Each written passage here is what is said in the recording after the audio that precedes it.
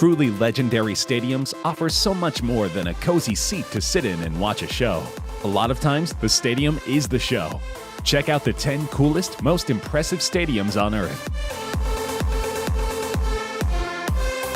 Since 2005, Munich's Allianz Arena has been entertaining countless German soccer fans. It's also entertained fans of pretty colors that keep changing.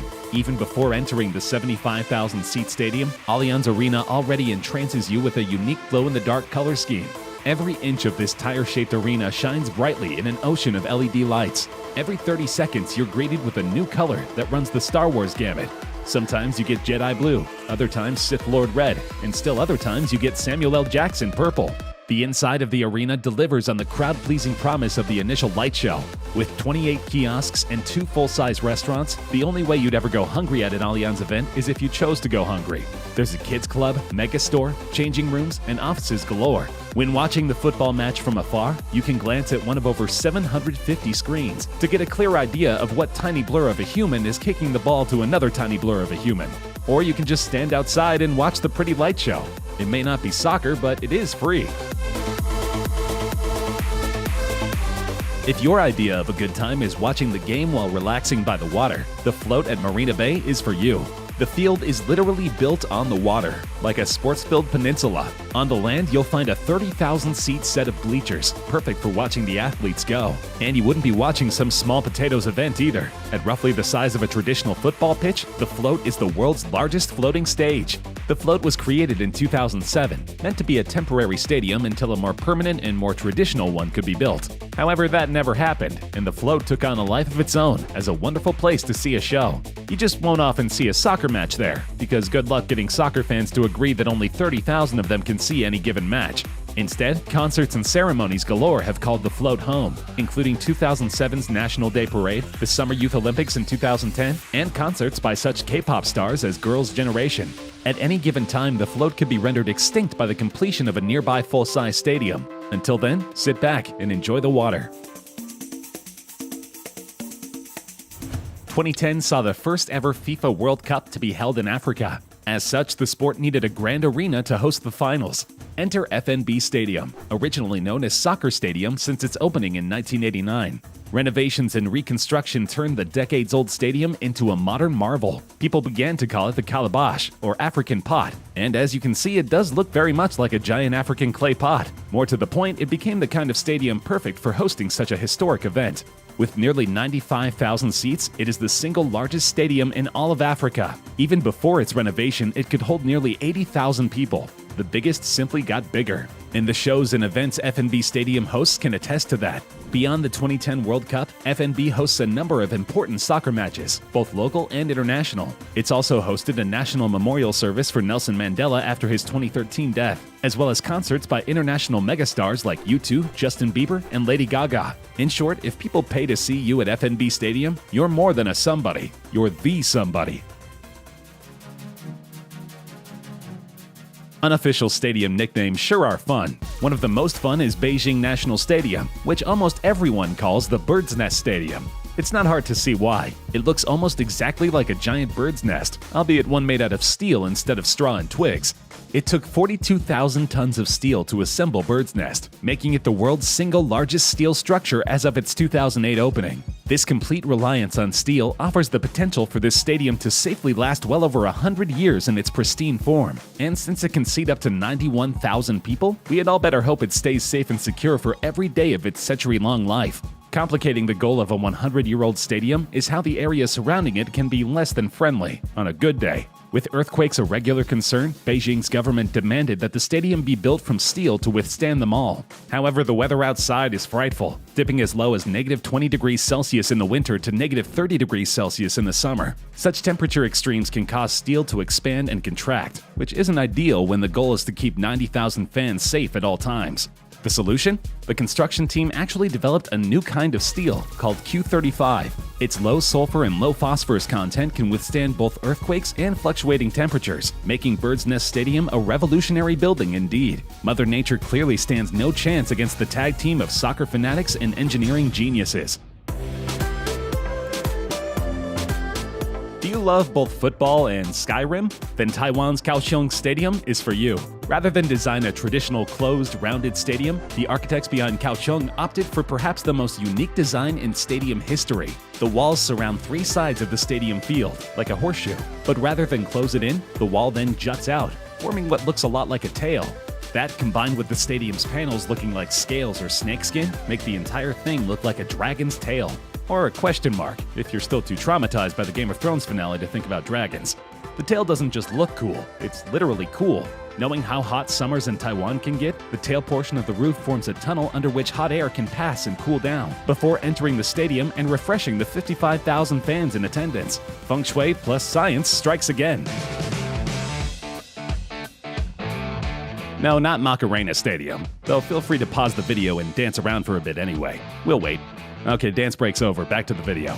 Brazil's Maracanã Stadium has been around for ages. Opened in 1950 as the main venue for that year's World Cup, it is famous for holding the largest crowd to ever witness a soccer match. The 1950 World Cup finals drew over 200,000 fans to Maracanã. How is that possible, you ask? Simple. At the time, the stadium was not actually finished. There were few toilets and much of the stadium didn't actually have seats. Luckily for anybody who wanted to watch World Cup matches regardless of comfort levels, regulations regarding standing room-only crowds were lax, if not completely non-existent back then. So 6 figures worth of people crammed into an unfinished stadium and stood as close together as possible in order to watch the match. Let's hope they all remembered deodorant.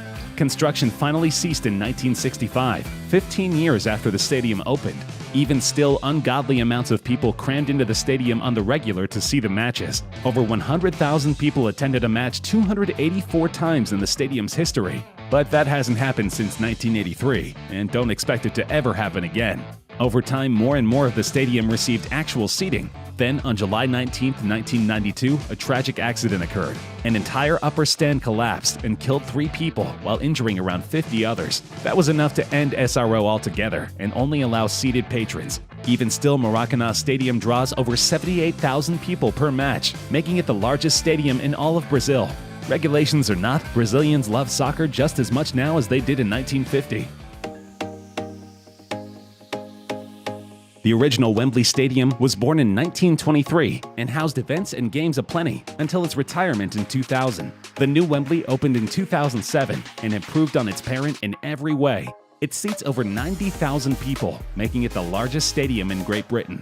But its sheer size isn't what makes Wembley memorable. The arch does that. Almost the entirety of the stadium's roof is supported by a 436-foot-tall arch that also helps to close and open the roof. Not completely, of course. Even on the worst of weather days, the pitch can and will find itself rained or snowed upon. But the roof does shelter every seat no matter what. So if you're a fan, don't worry about the elements. Plus, the roof does retract enough to allow warmth and sunlight on good days, not to mention when the pitch needs the sun to grow properly. Given its stature, Wembley Stadium has played host to tons of important events across the nation. Its influence even expands globally. Since 2007, the NFL travels there at least twice a year as part of their international series. Thus far, Wembley fans seem to enjoy weird American football just as much as they enjoy their own. In 1957, FC Barcelona realized it needed a new soccer stadium, as their current one could only seat 48,000 people. For a soccer-crazed nation like Spain, that simply would not do. And so they built a new stadium, and went as big as they possibly could. Since its inception in 1957, Camp Nou Stadium has been without question the single largest stadium in all of Europe. It can seat around 99,000 people, probably because 100,000 would be bragging. It used to hold up to 120,000 when you factored in standing areas. However, late 90s regulations prohibiting SRO sections meant that 99,000 would forever stay the capacity. Not only is it the largest stadium on the continent, but it's also the best. In 1998, the Union of European Football Associations awarded 5-star status to Camp Nou. The UEFA has since replaced its stars with categories, but Camp Nou still has the highest possible designation, Category 4. Considering the stadium houses a chapel, several VIP lounges, television studios, a medical center, and even a club-centric museum, it's easy to see why. What makes this stadium even cooler is how its nickname, Camp Nou, eventually became the official name. Until the year 2000, the building was officially known as Estadio del FC Barcelona. FC Barcelona held a fan vote to determine the best name, and Camp Nou won with over 68% of the vote. Camp Nou translates to new grounds, which doesn't make much sense since the stadium is over 60 years old. But clearly, to FC Barcelona fans, Camp Nou Stadium will always be their baby.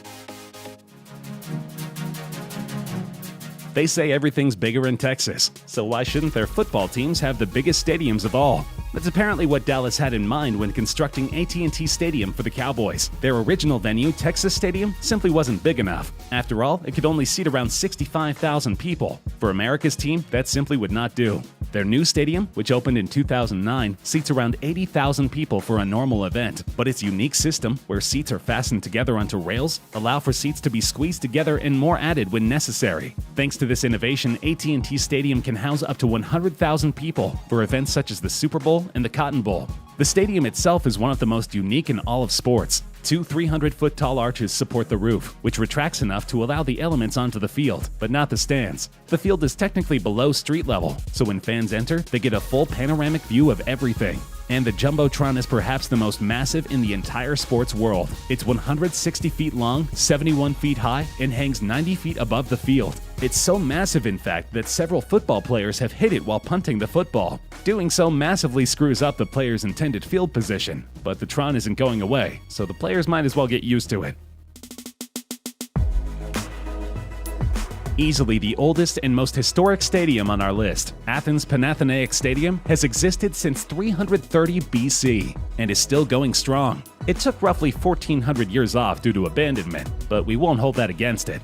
In 300 BC, the Athenian statesman Lycurgus took a centuries-old racetrack and built a limestone stadium around it. 150 years later, a politician named Herodes Atticus renovated the stadium, this time out of marble. By this point, it could seat nearly 50,000 people and became the site for many major events, such as the ancient Olympic Games. Then, around 400 AD, Roman Emperor Theodosius I banned most festivals and games, meaning Panathinaikos Stadium quickly fell into abandonment and ruin. It remained a ruin until archaeologists unearthed it in 1835. Quickly, Athens made efforts to rebuild it, efforts which culminated in the stadium hosting the inaugural Modern Olympics in 1896. Panathinaikos Stadium is still in use today. It won't likely hold any soccer matches or major concerts, since the field is actually a long, thin racetrack rather than a wide-open pitch. However, it's perfect for events such as archery, basketball, and of course, racing. The stadium housed several events during the 2004 Athens Olympics, as well as the 2011 Special Olympics World Summer Games.